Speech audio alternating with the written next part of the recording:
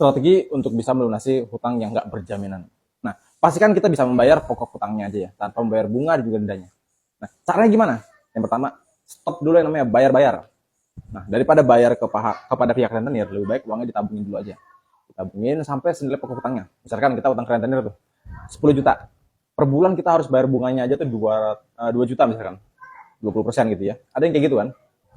Daripada kita bayar pokok hutangnya, daripada kita bayar bunganya, lebih baik uang itu ditabungin aja. Misalkan berapa? 5 bulan.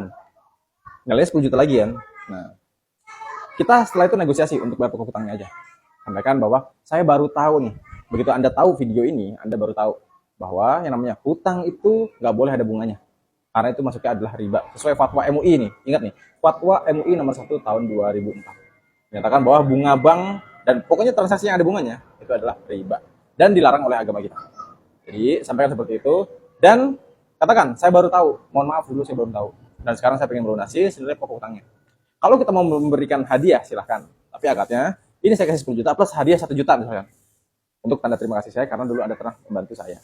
Kayak gitu aja negosiasi. Untuk bisa terselamatkan dari bayar bunga, dan bunga.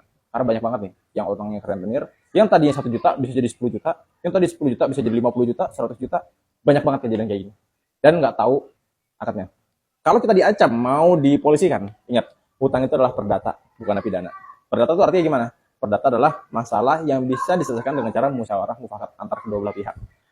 Bedanya sama pidana apa? Kalau pidana itu udah ada pasal-pasalnya yang diatur oleh negara. Seperti kalau kita mencuri, kita merampas, kita menipu, kita melakukan penggelapan, itu semua ada. Tapi kalau kita utang dan kita niat bayar dan kita udah mulai mencicil, itu kita bukan melakukan penggelapan, tapi kita ingin membayar utang kita. Kecuali kalau kita megang uang kas sebuah organisasi dan uang itu kita pakai, itu baru namanya penggelapan. Kalau kita minjem dan kita tahan bayar dulu untuk membayar pokok hutangnya, itu bukan pidana. Dan itu masuk ke perdata.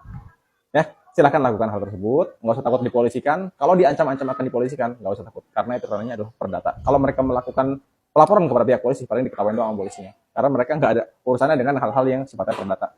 Oke, semoga tips ini bermanfaat dan bisa membuat Anda semua segera terbebas dari masalah utang rentenir, kartu kredit, pinjol, dan lain-lainnya. Ya, jika ada yang masih dirasakan, silahkan komen di video ini. Dan jika bermanfaat, silahkan di-share. Dan menurut Anda kalau misalkan bermanfaat juga, silahkan like juga. Oke? Jika ada yang masih ditanyakan, silahkan masuk ke DM kalau private. Tapi mohon maaf, satu persatu saya nggak bisa langsung jawab. Mungkin saya kalau sempat akan jawab. Tapi kalau nggak sempat, ya mungkin saya akan bikin video seperti ini aja. Supaya bisa jadi pembelajaran buat teman-teman semua. Karena jari saya cuma 2 nih jempolnya. Dari tangan saya. Kalau misalnya saya jawab satu persatu, waktu saya habis, bisnis saya nggak ada yang ngurusin, keluarga saya yang nggak ada yang ngurusin. Gitu ya. Terima kasih semuanya. Assalamualaikum warahmatullahi wabarakatuh.